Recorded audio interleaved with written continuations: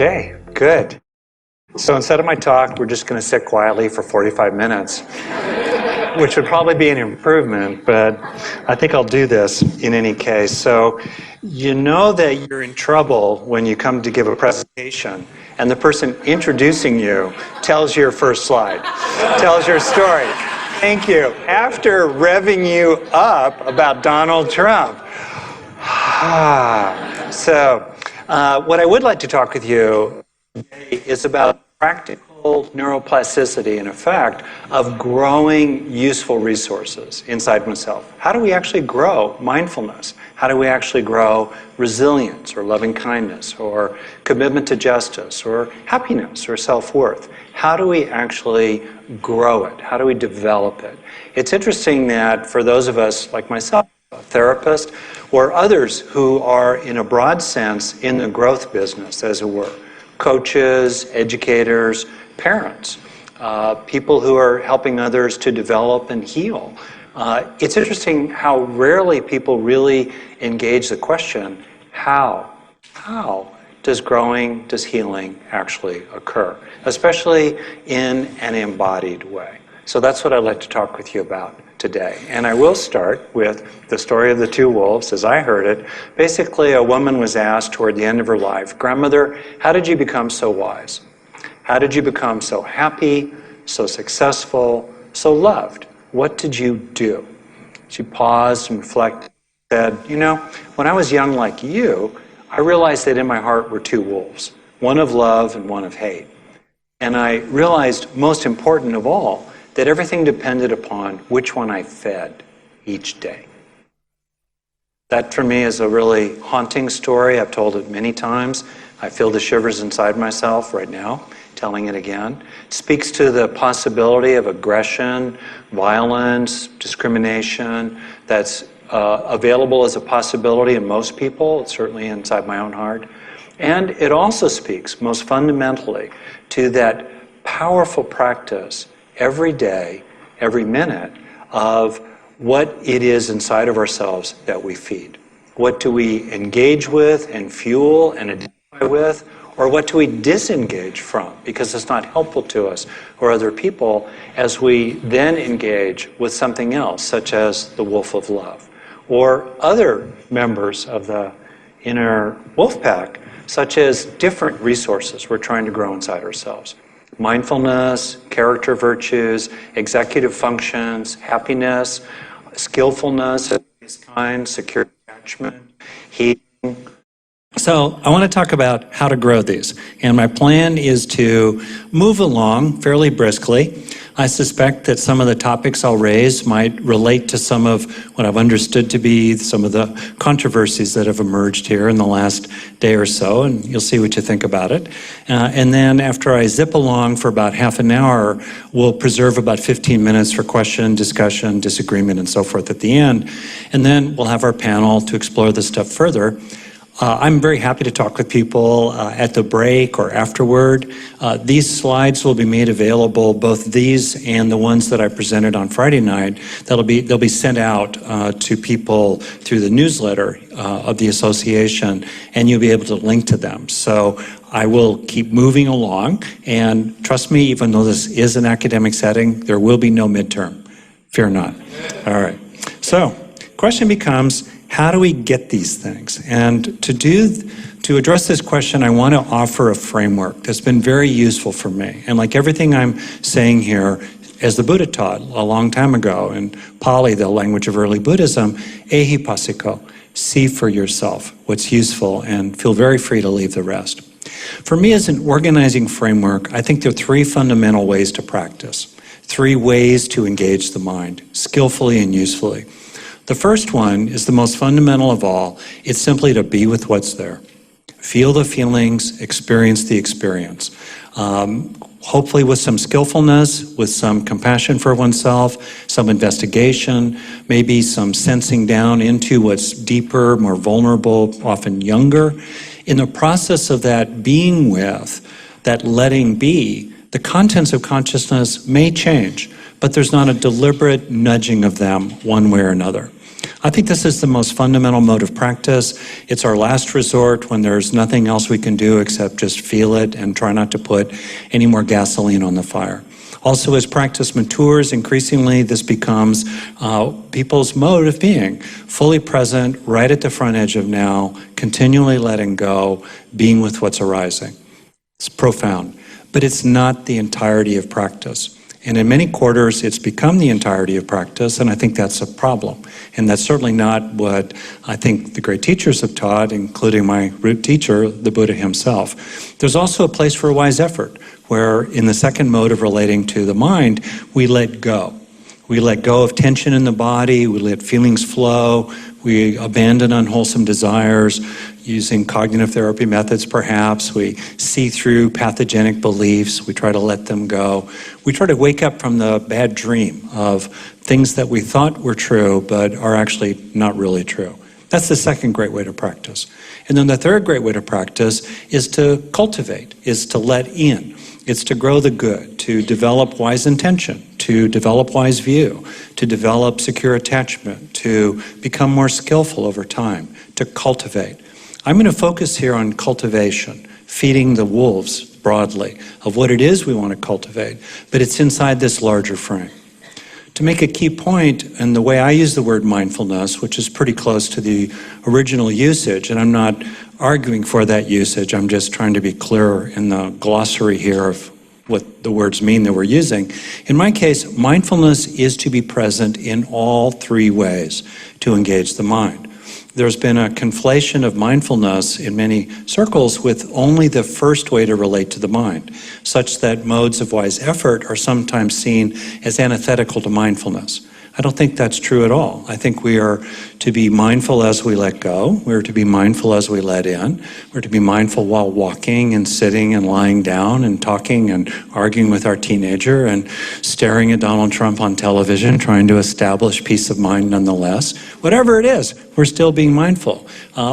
Just about little but mindfulness is present in the first way to engage the mind, letting be, which is, I think, why it's become inadvertently conflated with that orientation to the mind. But that's not the only place to be mindful.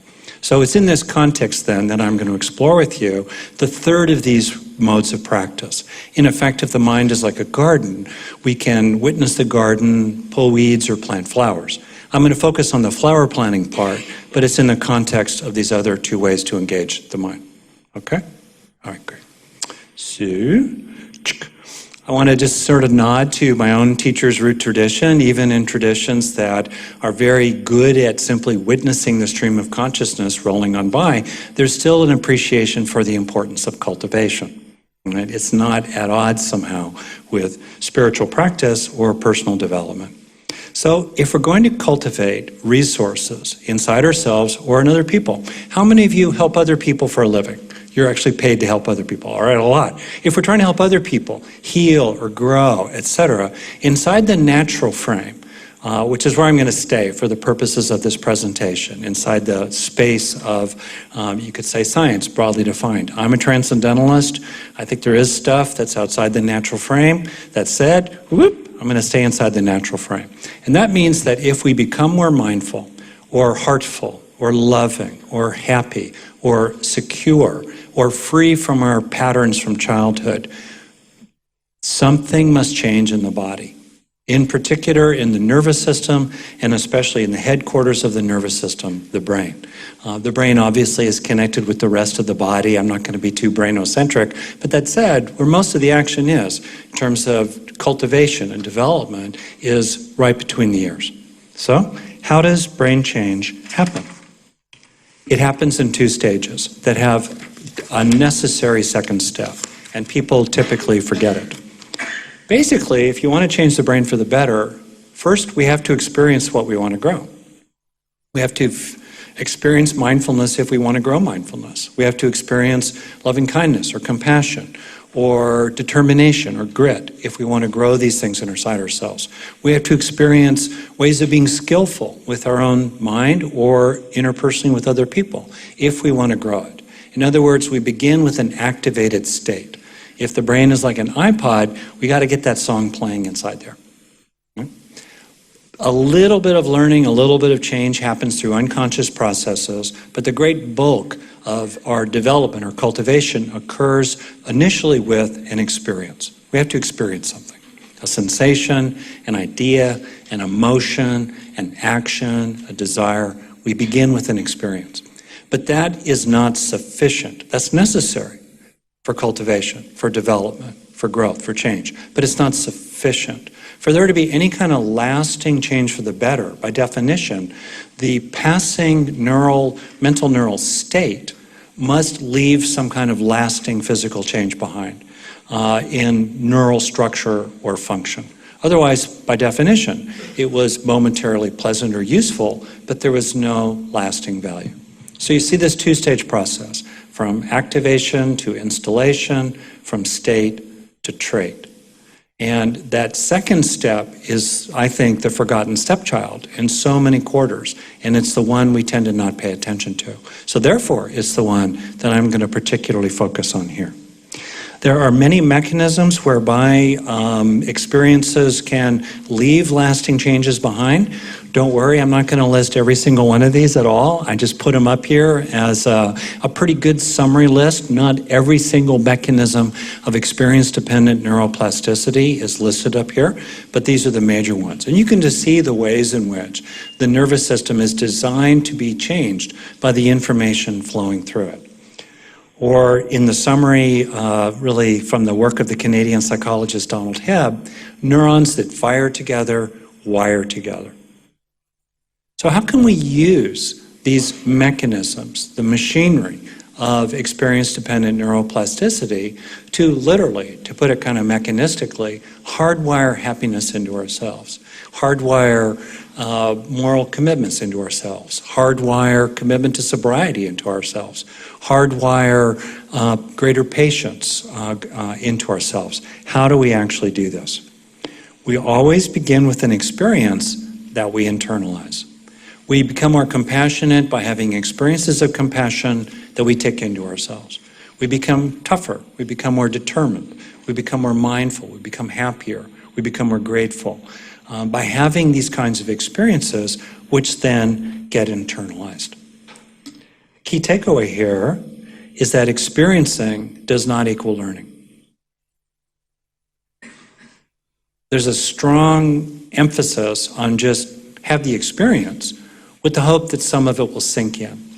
The dirty little secret, I think, in psychotherapy, as well as in mindfulness training, self-compassion training, human resources training, coaching, and many other formal and informal modes of training, is that the vast majority of the experiences people are having, formally and informally, have no lasting value.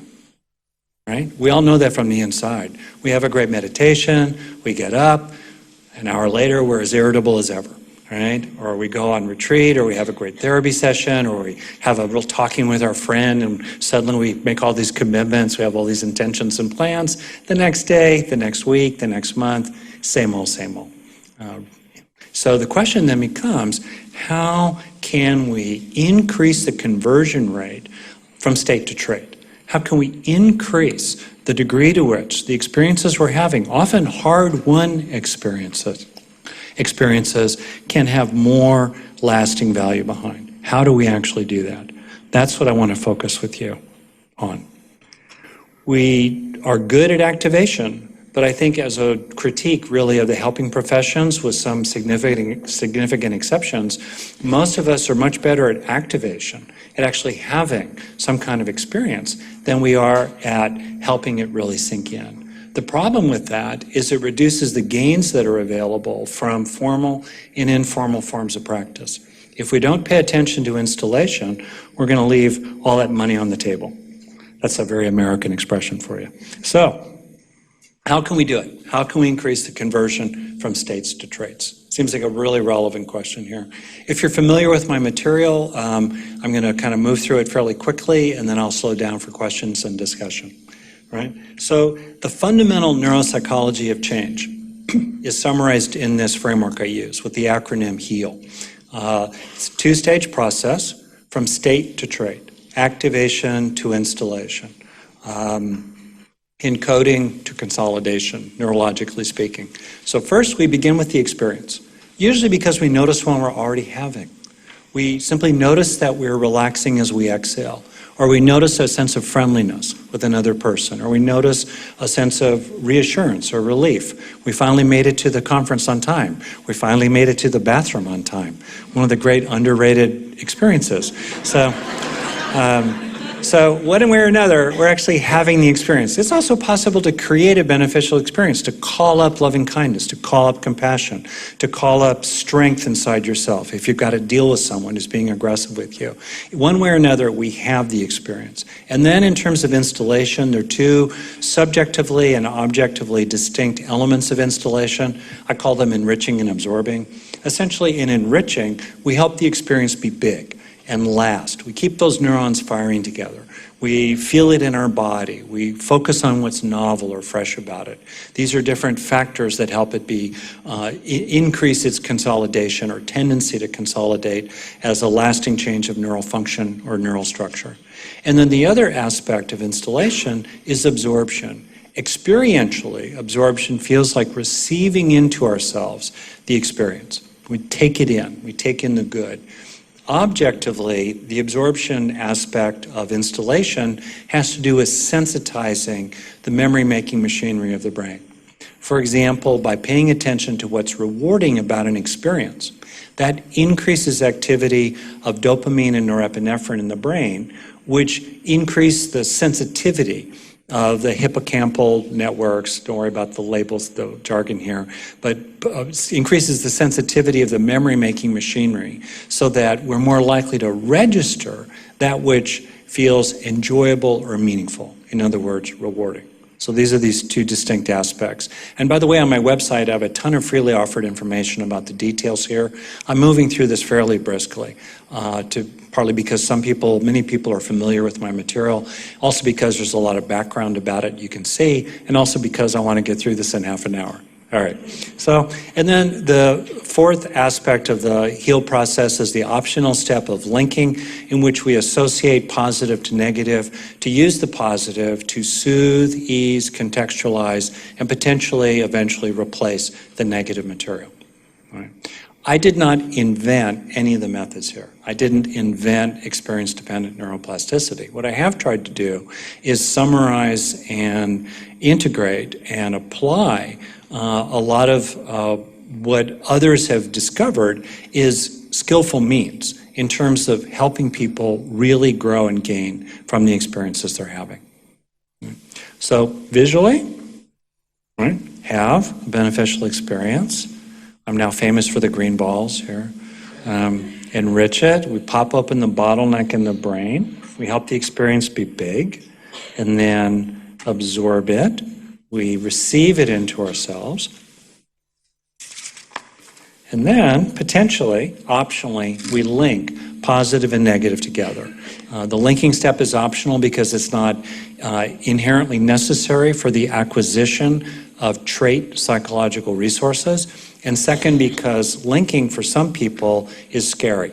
It's overwhelming. They get sucked into the negative material. They can't really stay with it.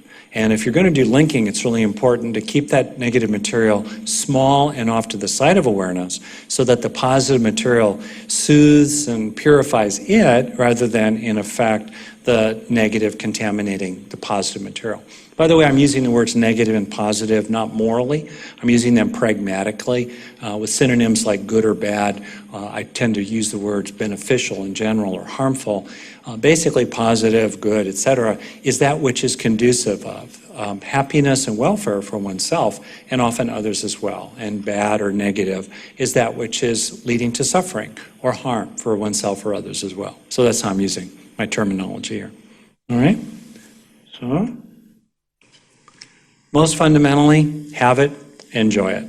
Right? If you were there on Friday night, you saw me put up these slides. I don't think there's going to be a lot more repetition than this. It's the essence of the process. We all know how to take in the good. The question is, how often do we?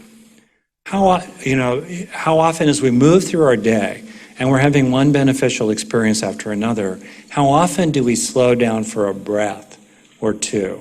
How often do we really receive the experience into a kind of intimacy with our own body to really, really help it land? How often do we really take a moment to register the takeaway, the learning, let's say, from an interaction with other people? To me, that's the missed opportunity. That's the enjoy it phase of once you're having the experience, why not, for a breath or two or longer, maximize the gain from it? Why not? All right. Okay, good. I'm good on time. I think it's good to take in the good. Here we are. For multiple reasons. One is that we grow specific resources inside, both in general and ones that are specifically targeted to particular needs. Second, implicitly, in the process of doing this, we're training attention, because during the half a dozen or several dozen seconds we're doing it meditatively, it's like a concentration practice, an absorption practice. We're seeking to become absorbed into a beneficial experience of one kind or another as we absorb it into ourselves. So training attention. Also, in doing this, we have to be on our own side. We have to be for ourselves in some way. We're treating ourselves like we matter. A third kind of benefit is that over time, much as the brain can become sensitized to the bad, over time there's beginning evidence that we can sensitize the brain to the good, in the sense that people who focus on taking in the good can become faster and more efficient, or rather their brains can become faster and more efficient at registering a beneficial state and beginning its process more efficiently and rapidly into becoming consolidated as the neural basis of a beneficial trait. And then, of course, as we become more capable and resourced ourselves, as the wolf pack of love and mindfulness and self-worth and happiness and all the rest grow inside us, we create more positive cycles with others. Or, as Lao Tzu put it much more eloquently a long time ago, keep a green bough in your heart and a singing bird will come. So this is really kind of a fundamental overview. I think that of all the strengths we want to grow, including the strength of happiness, learning is the strength of strengths, because it's the one that we draw on to grow the rest of them. And I'm using the word learning here very broadly, as much more than, memorizing the multiplication tables. Okay? So this is foundational. Really foundational. And now I want to apply it to two, for me, really deep and fundamental topics. Great. So, first topic, fullness and balance, and this is going to be my working through, in an evolutionary neuropsychological way, the second and third of the Buddhist Noble Truths. So, here's a way to tell a story. And as the Buddha taught, these are hypotheses. See for yourself what you think is true. And by the way, recent scholarship suggests that one of the ways to translate the word noble in the Noble Truths is that they are ennobling. It is ennobling to confront suffering in oneself and other people. It's ennobling to realize that as craving, broadly defined, increases, so does suffering as well. It's ennobling to realize that actually, good news, as craving, broadly defined, and I'll get to that in a moment, declines or decreases, so does suffering. And it's ennobling to contemplate that there's actually a path, there's actually something we can do, and it's ennobling to walk it. So this is a way of thinking about, in a very psychological way, the Buddha's drive theory of suffering. Because if suffering arises dependent upon craving, why does craving arise? Why do we crave? It's a really interesting question, and one that's received, to me, remarkably little attention. What causes craving? Craving is embodied. It is bodies that crave. It is animals, lizards, mice, and monkeys that crave. We crave in relationship to a need. If we don't feel like the need is met, naturally, for biological reasons, adaptively, animals, including big complicated animals like us, tip into a drive state to address that need. Right? So suffering arises in relation to craving, craving arises in relation to needs. What do we need? As a framework that others proposed as well. There's nothing terribly radical about this framework. One way to think about needs is in three major buckets, three major categories. I think many needs are blends. I think there are certain kinds of needs that are outside this framework. Wants and needs kind of blur together. I won't try to distinguish them. But it's an overarching framework. It's kind of a map for looking at what are the resources that would be really useful to us, including to reduce the craving, including profoundly the craving that leads to so much suffering and harm. Our three fundamental needs are safety, satisfaction, and connection, managed loosely by avoiding harms, approaching rewards, and attaching to others. Very often in the history of psychology, our needs are basically reduced to just two systems, avoiding pain and approaching pleasure. I think that's highly reductionistic, and it's probably not merely coincidental that it's usually men who've advanced that view. And I think given how profoundly social we are and how much neural hardware is devoted to social capacities such as language, cooperative planning, altruism, empathy, attachment, and so forth, it's really important to call out and honor this third motivational regulatory system that we have, which is attaching, broadly defined. All right? So this is kind of a framework here. This is an important slide. When needs feel unmet, when there's a sense of an insufficiency of safety or satisfaction or connection inside oneself, we tip into a drive state. In other words, craving is based on an internal sense in the core of the person, which could be an unconscious sense, of something missing, something wrong, a sense of deficit or disturbance. When we experience a sense of deficit or disturbance in terms of our needs, we then tip into a drive state in terms of avoiding harms characterized by a sense of fear or anger or immobilization. In terms of the satisfaction system, the approaching reward system, a sense of disappointment or loss or frustration or drivenness, including addictive levels of drivenness. That's an indicator of craving. That's an operationalization of craving in terms of that need.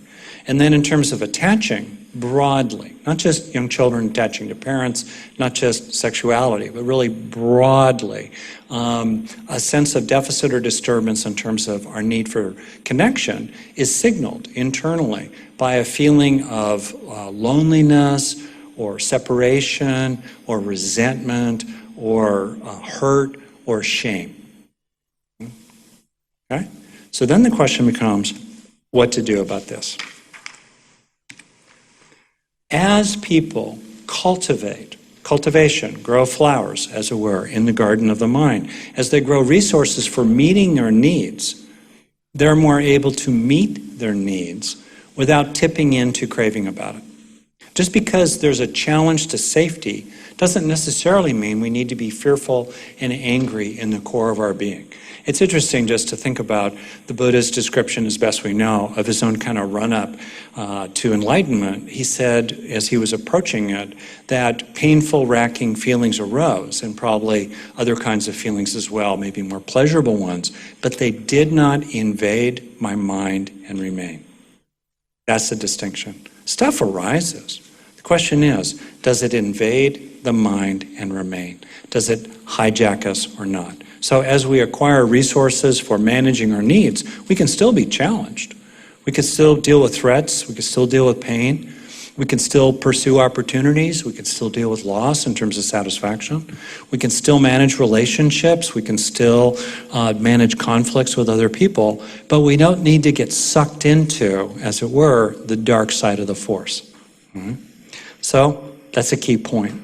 Additionally, as people internalize through cultivation, internalize again and again and again the felt sense of needs met, a sense of fullness and balance becomes increasingly literally woven in the fabric of the nervous system and the body altogether. So that increasingly people start to feel an unshakable core inside as they meet the next moment, feeling already a core of calm strength in terms of safety, already a sense of happiness and contentment and gratitude in terms of satisfaction and already feeling loved and loving enough as they deal with challenges to connection.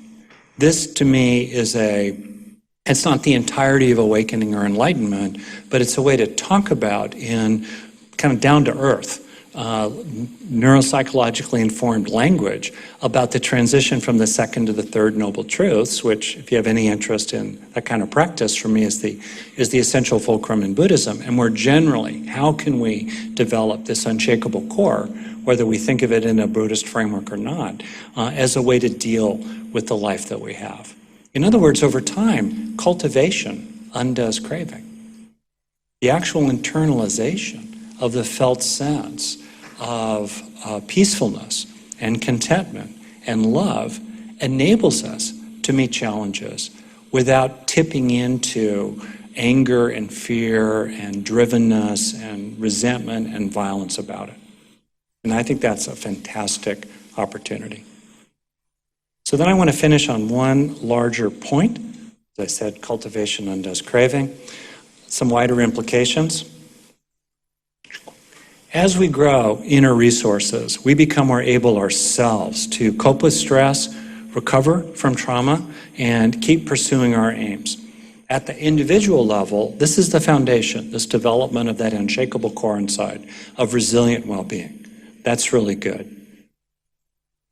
But at the larger level of groups and countries, and to me this is very relevant for the time in which we live, as people grow these resources inside and become more self-reliant in this fundamental kind of way, they become less vulnerable to the classic manipulations we've seen throughout history, and we certainly see in the world today, the classic manipulations of fear and anger, of possessiveness and greed, and us against them conflicts. And I think this larger point, these days in particular, has many implications for our wider world. Last point. It's a quotation I offered in my talk on Friday night. It kind of summarizes for me so much of what we're talking about here.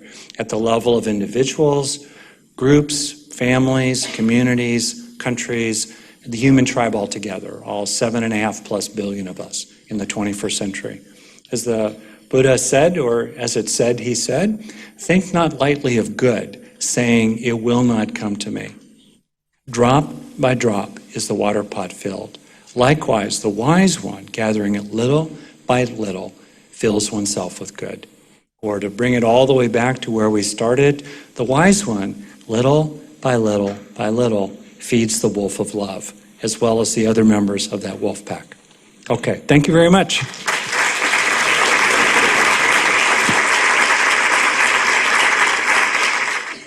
So you're talking about moving away from bad towards good. Yeah, okay. But isn't reality, in reality, things just are. There's no good, there's no bad, things just are. So if you're trying to move towards good or away from bad, aren't you distorting reality?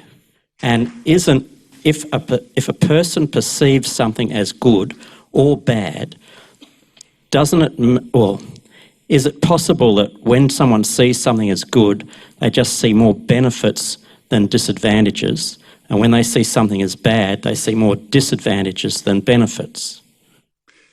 Oh, very good. Thank you. You had a really good question there. It was good, in other words. Just went right by. Okay, sorry, that was just like, okay. So here's what I mean. It's a deep question, and I'm sympathetic to some of the traditions that question comes out of. My own response, and I'm not going to claim this as universal truth, I'm just going to speak to my own response, is there's no escape from values. I think it's good to feed children. I think it's bad to starve them. I have no problem with that. If the hand's on the hot stove, I think it's good to pull it away. It's adaptive. And there's more skillfulness or less skillfulness. And I think to me, that's very straightforward. There are pitfalls in valuing one thing or another, and one of them is to be caught up in righteousness about it and to inflict our own view of what's good over other people and not appreciate the ways in which our own view of what's good is culturally situated in a postmodern world, right? On the other hand, there are pitfalls in not having values. For one, trying to not have a value is a value. There's no escape from valuing. And so for me, the only question is, are we pursuing beneficial aims with wise means without attachment to the results? That's the key distinction for me. And I'm a methods guy, I'm a practicing clinician, I'm a long-term practitioner myself, and I'm really interested in what's helpful. I guess that's the most fundamental way I'd put it. What's useful, what's beneficial, and what's causal.